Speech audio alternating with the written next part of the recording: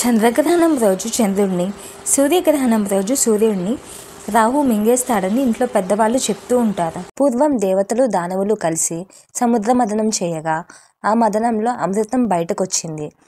దానవులు ఆ అమృతాన్ని తమ వైపు లాక్కోవడానికి ప్రయత్నించగా దేవతలు భయపడిపోయి విష్ణువును ప్రార్థించగా ఆ సమయంలో మహావిష్ణువు మోహిని అవతారంలో వచ్చి మాయ చేసి అమృతాన్ని మళ్ళీ దేవతల వైపు తిప్పాడు. ఆ దానవుల్లో ఒకడు రాహువు.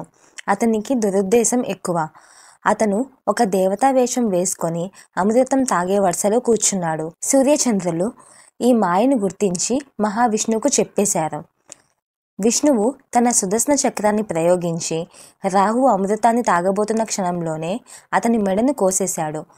రాహువు శరీరం కింద పడింది, తల వేరైపోయింది.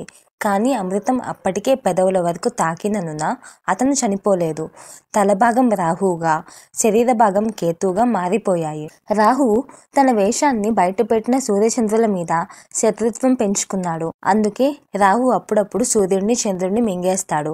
మనం దానిని సూర్యగ్రహణం, చంద్రగ్రహణం అంటాం.